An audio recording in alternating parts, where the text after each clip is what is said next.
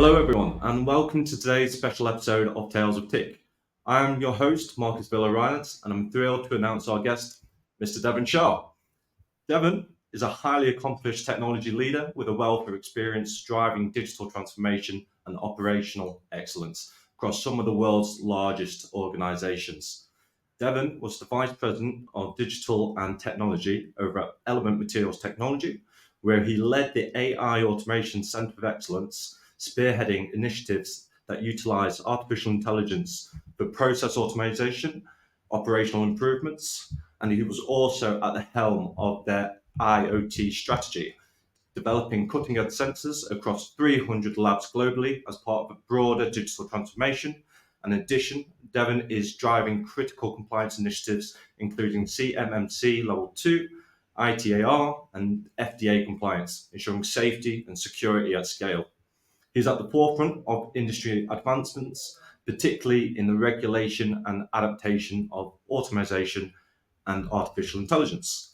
But before joining Element, Deven played a pivotal role at Salesforce, where he led the 24/7 IT operations for one of the largest Salesforce implementation globally, supporting everything from sales, marketing, partner teams, and he ensured the flawless execution of Dreamforce 2022, a marquee event that delivered a significant lead pipeline without a single incident. Devon's leadership track record includes heading the global software as service infrastructure operations at Broadcom, where he built a trusted relationship with CXOs and helped drive substantial new business through strategic engagements.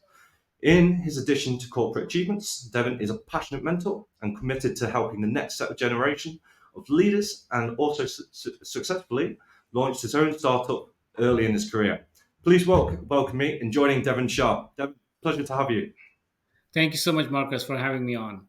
You're absolutely welcome. Well, just to kind of start off, this is a little bit of forum where we can kind of go through your background in a little bit more detail, learn exactly, who you are, what you've done, and yeah, let's go straight into it. Sure. Yeah. Could you? So again, to kind of give you a short background about my career, I mean, I started off my journey with an MBA in finance, and then computers. I had a love for computers, so I was basically fortunate enough to have computers in those days. Get a computer and was able to kind of do a lot of programming. I did a startup there to develop custom software for different use cases for patient management systems, inventory control systems, financial systems.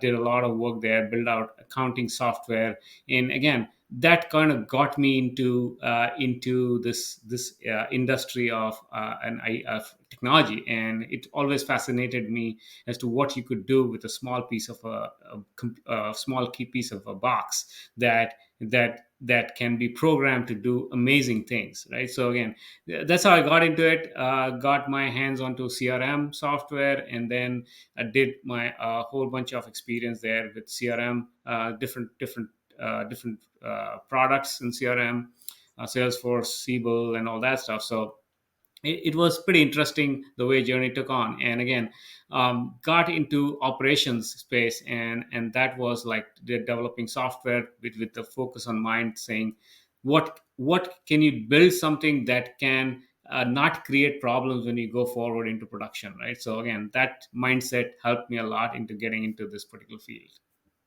Excellent, excellent. Well, just to really kind of go in about the overview of your kind of career journey and what really kind of inspired you to kind of pursue a career in the tech industry. Could you possibly go into a few of the pivotal moments or experiences that really helped, shape your professional journey within this field? And how did your Sure. background influence your approach to the tech industry? Absolutely. Yeah. So as a child, I was always curious about how things worked. And I think that was a moment in life where like I used to ask questions every time. And as a child, like most of us, like have these questions of why, right? So why everything works and how everything works. So I think having that curious mind definitely piqued my interest into getting into this industry, as well as having that background of digitization, of digital transformation, definitely helped. Because when I was looking for to get into this tech industry, I mean, although those things mattered, because this industry is very specific. Because at Element means one of our goals, the vision was to basically make tomorrow safer than today, right? So again, how do you do that? Means unless and until you have a curious mind, unless and until you understand how things work, and also always have this continuous desire for learning new things every day, right? I think that is what kind of was an entry point into getting into this tech industry, because you have to have that mindset to make a difference, to learn something new every day, and also having that drive to understand new things and understand how technology works and how technology enables business is critical for us to understand. And I think that was what kind of got me into this industry.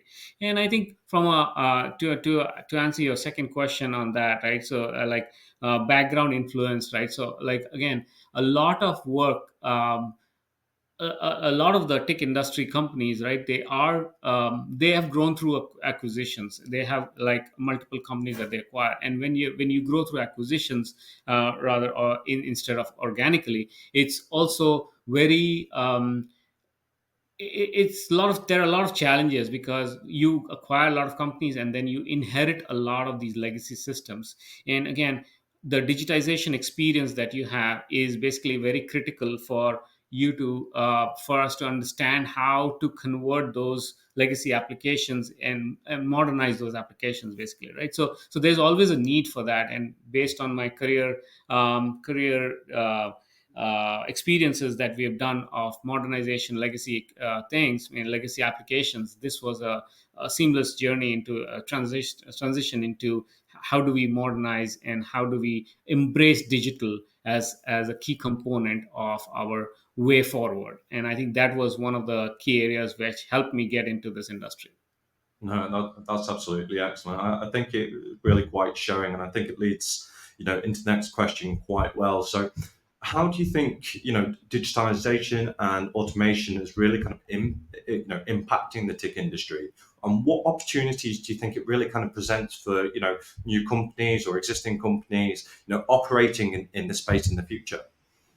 Yeah. So again, the tech industry is very, very capital intensive, because you have a lot of equipment, that machinery and testing equipment that is like really, really expensive, right? So because you are catering to the businesses that rely on you, because they chose not to invest in those heavy machineries and heavy equipment and testing machineries, right?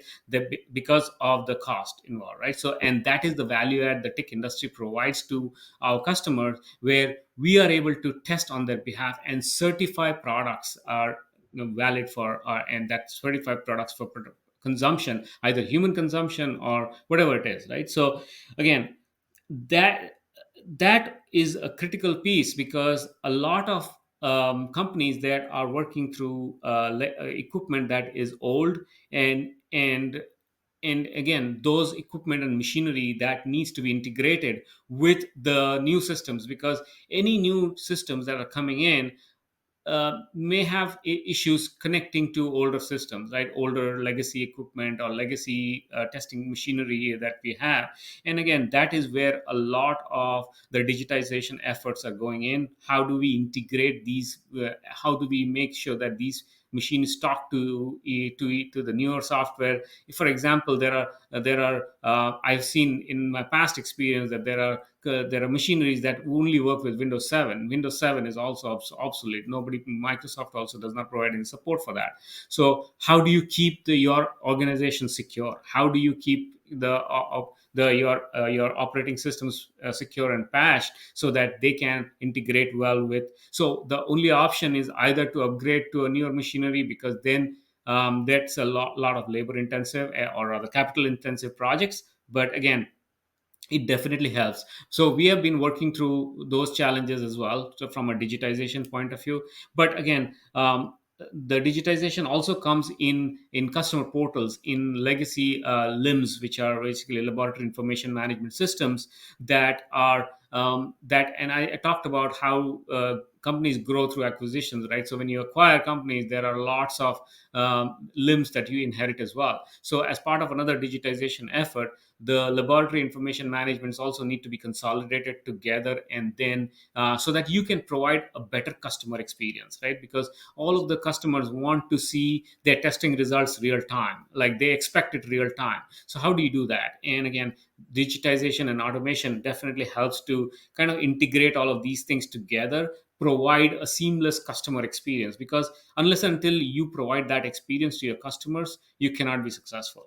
And I think that is one thing that we have done over a period of time, where we have automated the acquisitions, the data acquisitions from various machines or various test frames and things like that, and brought them into a consolidated data lake. From there, we basically kind of have the information go out to all of these customer portals, and that makes it much more seamless, and also makes it more transparent for the customer, right? Once and you have to make things easier for customers to basically consume and see their test results, right? So I think that is one area. The other area, like the interesting area, is also business process automation, right? So we have lots of these processes that have been traditionally run like via paper, moving paper around and all that stuff, right? So like one of the good examples that we are doing is automating all of these business processes. Yeah. So what happens is that now you are avoiding a whole bunch of manual hours, spending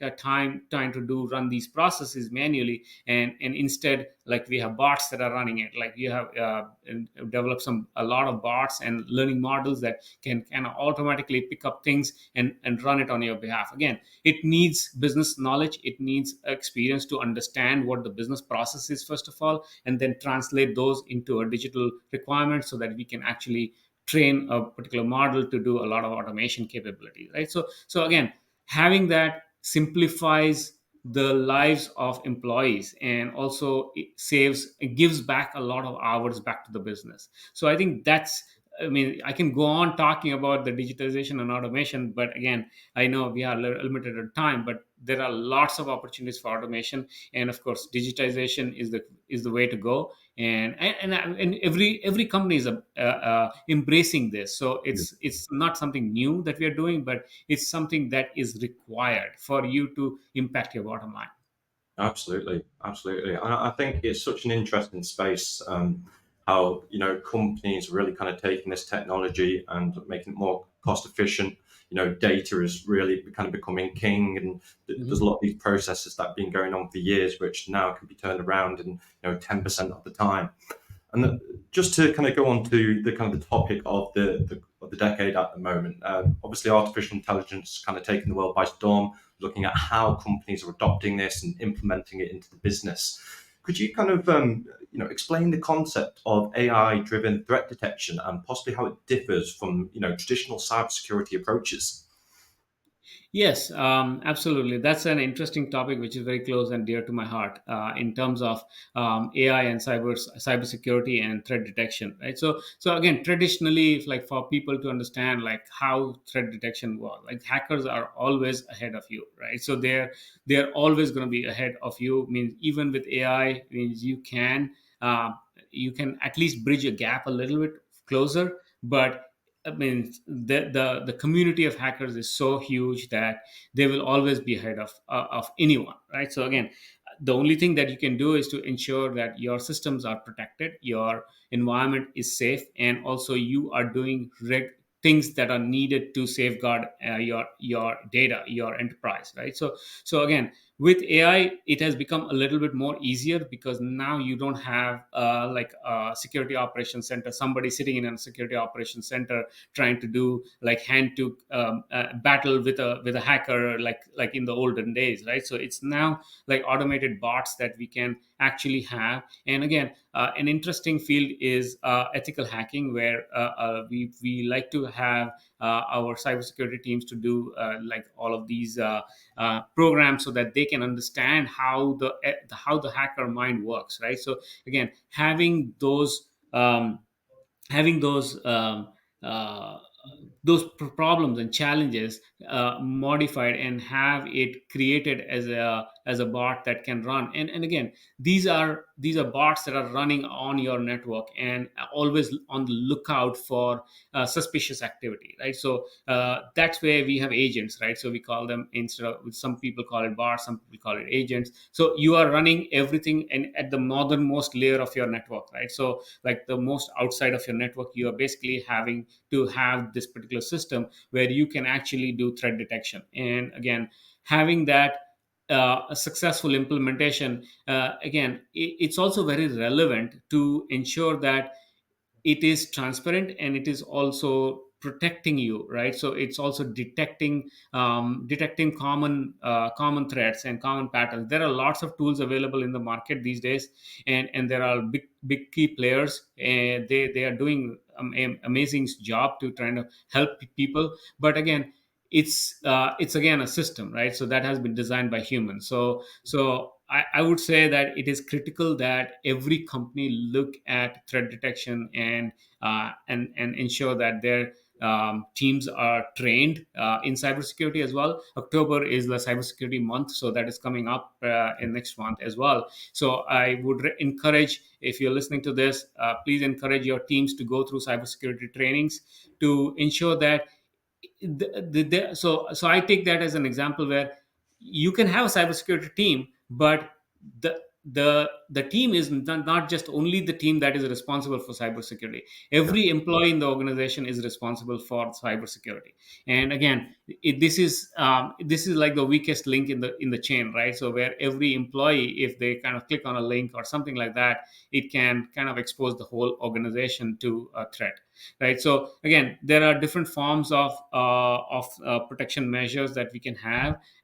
We have been doing a lot of work in that space to try and protect the organization, keep the data secure, ensure that you have a DDoS protection as well on the side, where you want to make sure that you are not hit by bots, because like there are thousands of bots that are running everywhere, and every day on your computer, if you're listening to this, you are still getting hit by some hacker, right? So it does not matter if you're an individual, if you're a company, small size company, or a big size company, you are still getting hit. And again, AI is helping. So but for the common man, I mean, I would say, please make sure you keep your data secure, you keep your data backed up. And also from an organization point of view, you have to ensure that you have a dedicated focus on cybersecurity, and that way you can help prevent any customer leakage of any customer data, or any kind of a cybersecurity incident. So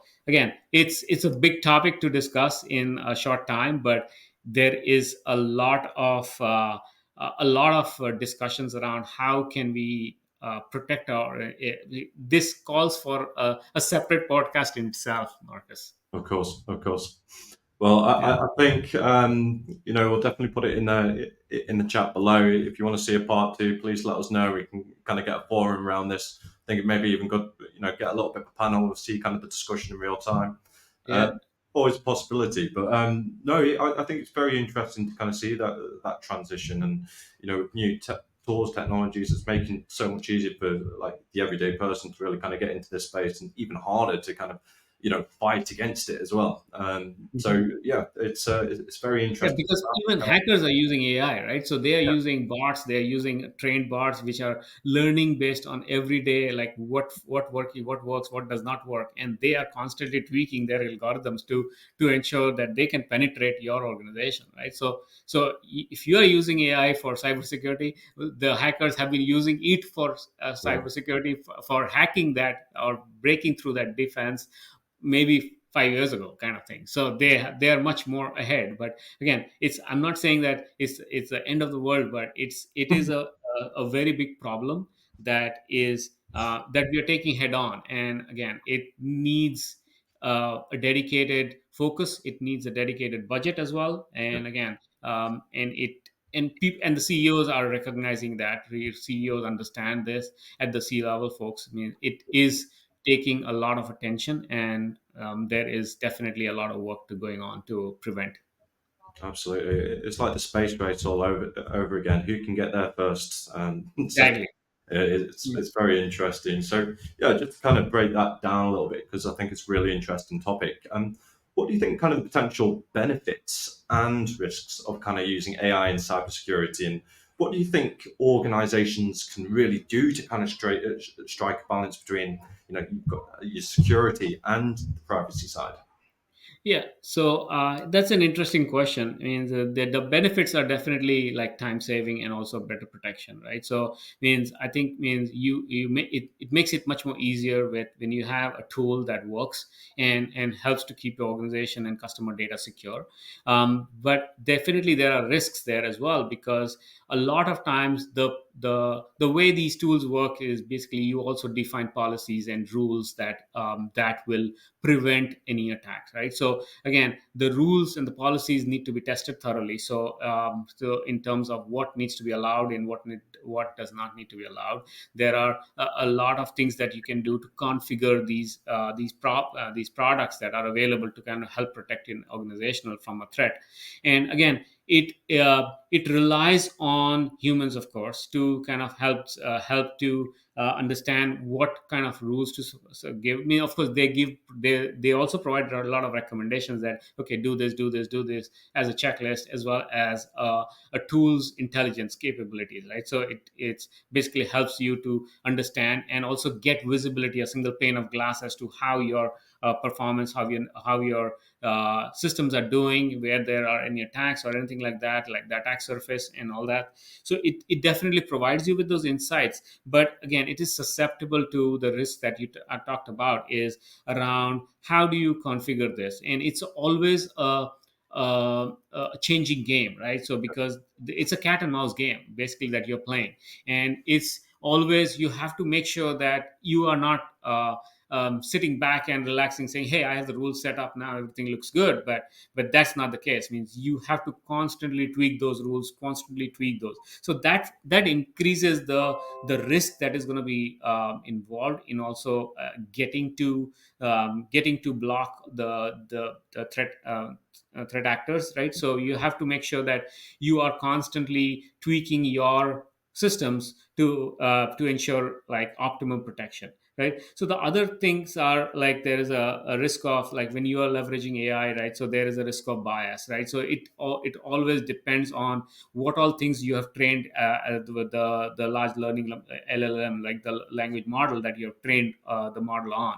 And again, a lot of times it can be tricked. Means we have done lots of test cases where we have actually tricked the LLM into providing results that are not what we expect, right? So the way you train the model is also very critical, because now you are ensuring that you're providing the model with the data. It's something like that we called it in the olden days, garbage in garbage out, right? So it's how you train the model, and again, that leads to significant risk, because there could be a significant AI bias that could be provided by the LLM. But again, LLMs are working on billions and billions of inputs and input parameters, right? So they are definitely in the have been tweaked very well, Yeah.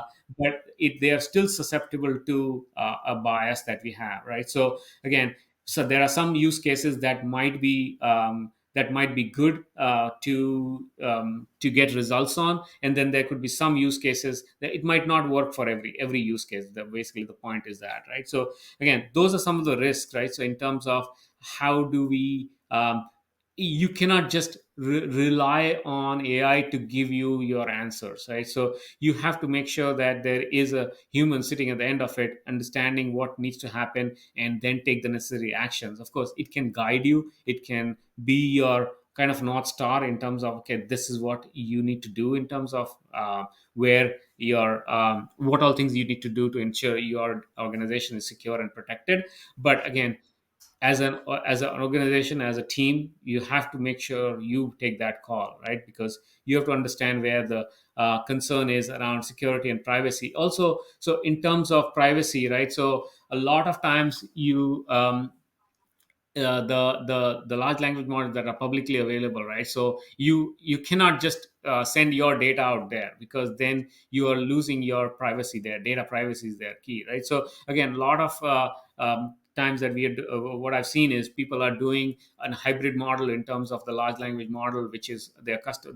They are doing it in house, like a training model based on their specific data, their specific use case, and it is internally used by the organization to help the organization become much more productive and help them get the answers that they need, right? So that internal training, again, hosting an LLM internally is like it's a big, I would say, investment. And again, that is definitely can prevent the risk of data privacy and data exposure, because you don't want your data to go out to chat gpt or any of the LLM that you're planning to use. So you have to ensure that either you are anonymizing the data before you send it out, and then get your answers back, because without that, you are exposing the organization to data security leaks, right? So I think that's a critical that, and these can be accomplished through training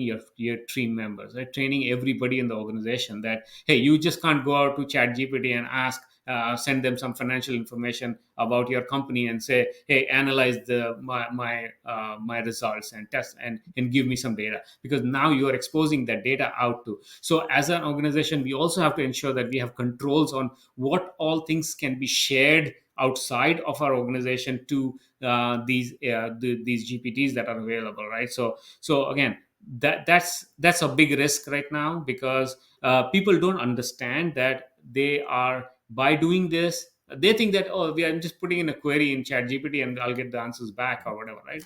It's not as simple as that.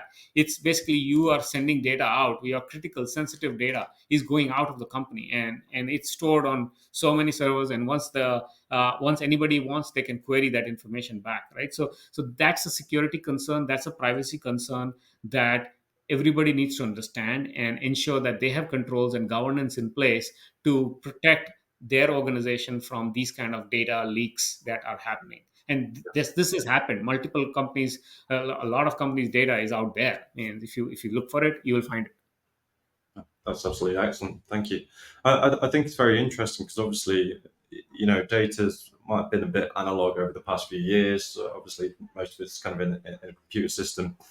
Obviously, it's being digitalized, but I think how companies can really kind of it's difficult for them to kind of use it in the future. So, how do you think that will kind of change, kind of moving forward? Would there be kind of a little bit more open with how they use that data? Can they kind of put it in language learning models to be able to kind of provide more accurate data in the future, or is there still a bit more uncertainty of how that's used?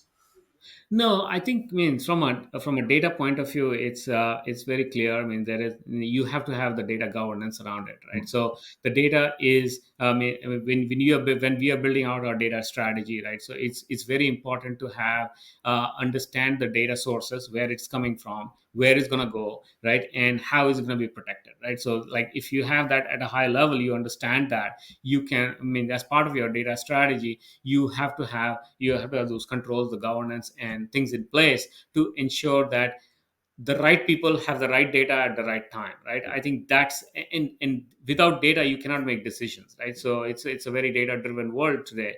And I mean, I strive to ensure that we have the right data for the right teams, right? So even the data, like not everybody, like as a CFO, you have access to a certain amount of data, but as an individual employee, you cannot have that data. I mean, I think that's pretty common sense, but I think a lot of times when you are working out your data strategy, you have to make sure that that governance is there. And also now with this additional exposure around the data to the outside world, those controls need to be there, right? So there are a lot of tools as well that you can that there are data loss prevention tools that you can implement in your organization, that generally the way they work is they track all your outbound communication via emails and things like that. And you can have policies where if any sensitive information is being sent out, the email will get blocked, right? So again, those DLP solutions are a great way to ensure that protection of the data.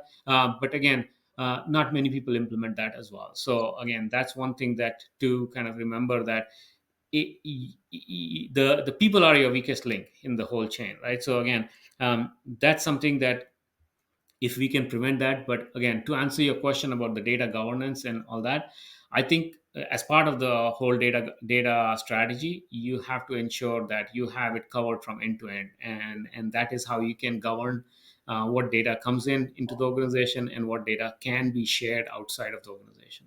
Okay, excellent. Thank you. Yeah, and just to kind of go back through time a little bit, obviously you came from Broadcom, went into Salesforce, very successful tenure there, and then obviously you kind of made an entry into Element Materials as the vice president. So, from your approach, from coming from more software as a service companies, obviously providers, and then you kind of moved into TIC. How do you think the TIC industry has really kind of evolved to this response of emerging technologies, and more especially the regulatory changes as well? Yeah. So again, as a tech industry, I mean, it definitely is governed by a lot by regulations, right? So we have as part of the governance things that we are doing right now in terms of like.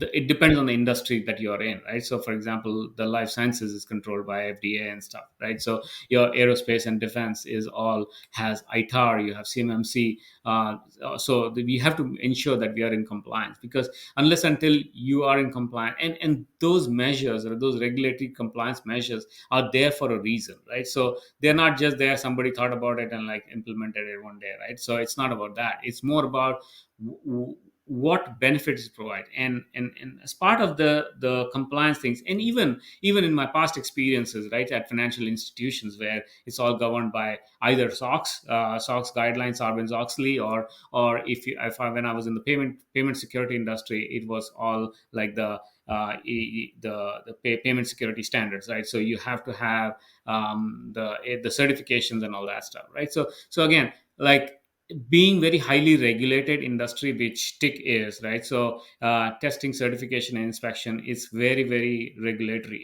in nature. And again, this having the compliance, the framework, having those certifications, having these credentials basically helps us establish as a leader in the market, right? So it helps to establish the customer's trust, and also the confidence that the the service that we are providing will be useful and will be certified, right? So again, it's more about building that credibility, building that trust with customers. And I Yeah, think having that is required and essential. And also there are some things that we have to do in order to get to work with customers, defense customers. So again, that is required, because without that you cannot get your foot in the door as well, right? So these are things that are there for a reason, and again helps build credibility and trust with customers, and of course helps establish mature processes as well, because as you start getting into these certifications, you are also evaluating how your internal processes are and what controls you have in place. And again, having that a solid foundation helps you establish that trust in the market and get more customers, right? So it's again, it's a long run process, but it helps to establish the business as a trusted advisor. 100%. 100%.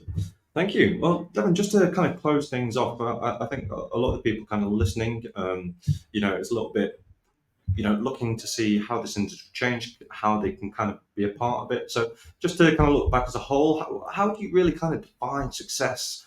And, how does your perspective on success kind of, evolve throughout, your personal and your professional journey? And, if you going to look back in time and give your 21-year-old self some advice, what do you think that would look like? Yeah. So again, from a corporate point of view, right? Of course, there are corporate goals and objectives that you have to meet, right? So, and again, they have been derived and set for every employee, right? So like everybody is talking the same language and working towards the same goal, right? So we are all rowing the boat in the same direction, right? So I think that defines success, right? Once you achieve that, but as an individual, as an individual, and also as a leader of an organization, right? What I would define success is, as long as my team members are happy, means in terms of the work that they're doing, the work that they are working on is challenging for them. They are learning something new every day, and also having a personal satisfaction that at the end of the day, when they hit the snooze button, and they are hitting their pillow on their head, basically, right? So it's basically they're kind of going to bed, they have to have that sense of accomplishment, that you have done something new, right? So something, you've learned something new. And I believe that I take this philosophy as well. I strongly believe in this philosophy, that as an individual, you have to learn something new every day in order for you to call this a successful day. And I think that calls for what success would look like, means ensuring that you're working towards the same goal of the organization that where you are with,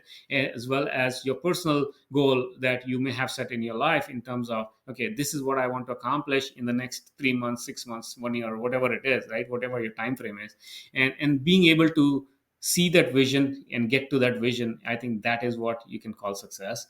But again, to kind of close that out, or do the last question about the 21-year-old self, right? So I wish I had like uh, great mentors. I think when I was in that age group, I did not have too many good mentors. So again, talking to people is a great way to kind of, and asking for help, right? So at that point in time, you are on the lookout for new things to do. Like, you want to utilize the things that you have learned, and you want to understand the world and get experience under your belt, right? So again, I think having finding a mentor that can help, and that can help you shape your journey, or help you guide or navigate, not just give you some career advice and be done with it, right? It's not about that. They can help share knowledge, they can help share their experience with you. I think that is critical to kind of help find someone, like, and again,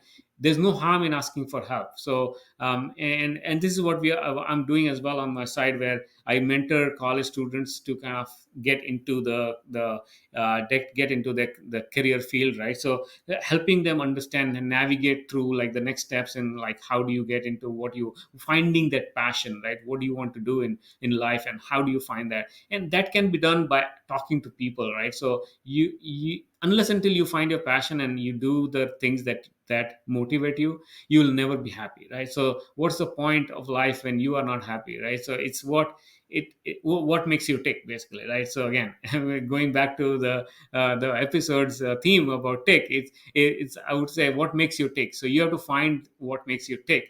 And I think I did not have enough at that point in time to find like the right mentor that Yeah, could guide me. So I kind of found myself, and that way. But I would encourage the young generation to talk to people, find a mentor in someone that you trust, and help, and talk to them about what you like, what you don't like, and that way they can guide you and help you to get to what you can, and they can provide that clarity in terms of helping you navigate that, and find out what your passion is, and also kind of help you get to the next level, right? So I think that's what I would advise. excellent. No, honestly, thank you so much. Everyone, this is Devon Shah's Tales of Tick. Just a quick qualified question. If you could recommend any book to read, what would your book of the year be? Book. I'm looking at my uh,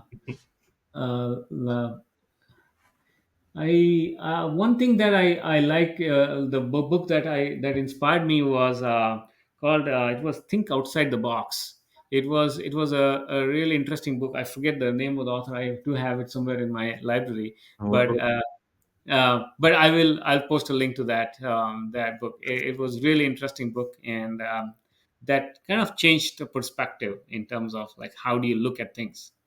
Excellent. Well, Devon, thank you so much for your time. It's been an absolute pleasure. And yeah, looking forward to speaking to you again in the future.